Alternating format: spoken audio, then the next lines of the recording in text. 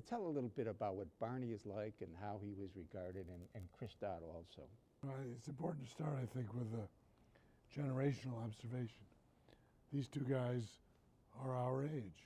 They were born in the early 40s. They were infected by John F. Kennedy and the New Frontier and the romanticism of that time, which is what drew them both into public service. Chris Dodd had an interesting childhood because his father was a politician, and not a very distinguished one, who got into deep trouble, corruption trouble in the Senate when he was a young man, and got censured by his colleagues and then defeated by the voters of Connecticut. A humiliation that Chris Dodd has been trying to live down his whole life, which is an interesting motivational factor for him. But these are both idealistic Kennedy Democrats, liberals who believed that government can be used to help the small people in society get a better break. It's just very fundamental kind of church belief for them, almost religious. And they had lucky breaks. Barney, of course, is a special case. He was a gay man. We realized he was gay, he'll now tell you, when he was 11 or 12 years old. He likes to joke. When I was a kid, homosexuals had the worst reputations of anybody in America, and politicians were heroes. He said now it's quite the opposite. It's quite true. Anyway, Barney initially, he was an irascible genius. Even as an undergraduate at Harvard, when I first met him, that's what he was. And he was beloved, but also detested. He was a wise guy who had no patience for people he considered dumb or not up to speed. He was the brightest guy at the National Student Congress where I met him. Very interesting. He'd memorized... That was in Madison, wasn't it? Madison, Wisconsin. Which is where this guy I knew was from, yeah. He memorized Robert's Rules of Order.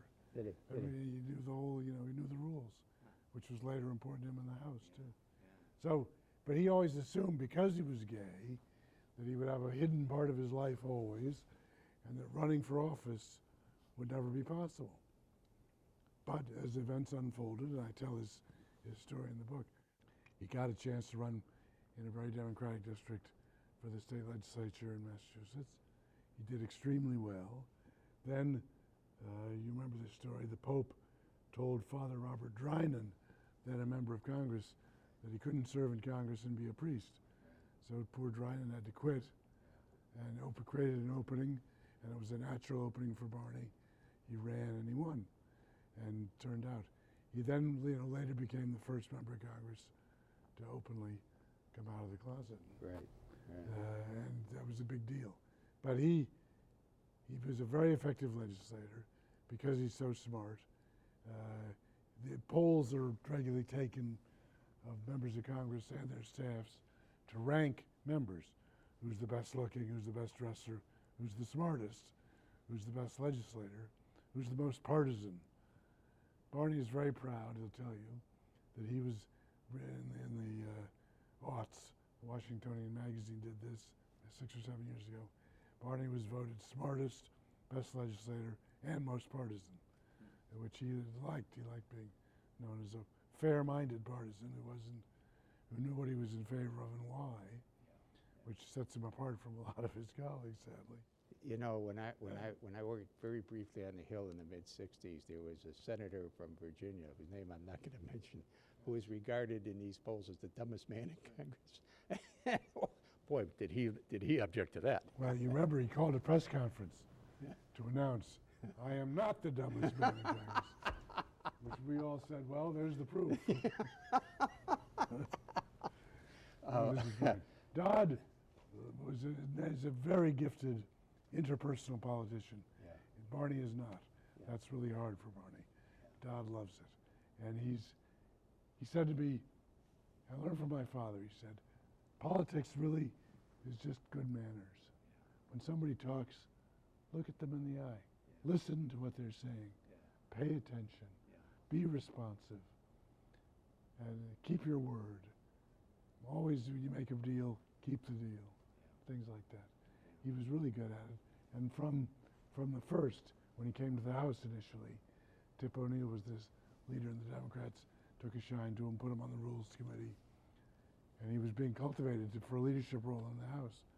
He hated it. The Rules Committee was all bureaucracy and nonsense, no issues. He loved issues. So as soon as there was a chance to run for the Senate, he bailed out. Tip O'Neill chastised him. "Why are you leaving me?" He said, "Because I want to do policy." He won 5 big victories in a row in the Senate, never had a serious opponent. Very, very popular in Connecticut, very popular with his colleagues. But a victim of the seniority system. He just had bad luck. He said, on every committee I joined, there was somebody my age who outranked me. Right. So he was number 2 on 4 committees at one time, or 3 committees. And it took him a long time to get a chairmanship. Finally, Paul Sarbanes of Maryland retired, clearing the way for him to become chairman of the Banking Committee in 2007.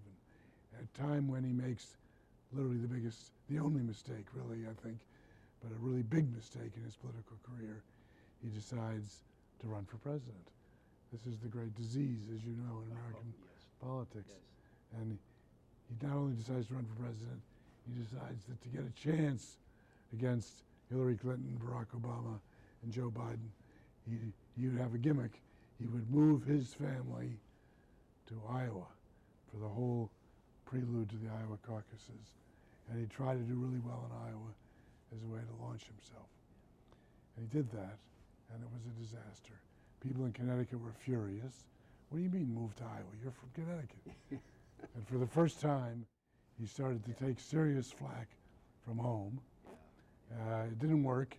He came in dead last in the Iowa caucuses. It was just a fiasco. But it really damaged him in Connecticut. And ultimately damaged him so badly that he decided in late 2009 that he had to give up his seat and announce his retirement.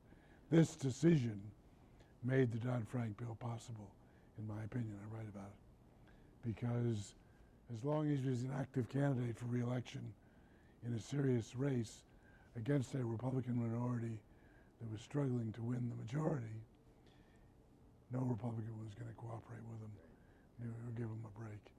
But when he dropped out, he had a much better chance to have some real collaboration, which he achieved. This excerpt is brought to you by the Massachusetts School of Law, the leader of reform in legal education and a leader in multilingual education for the public.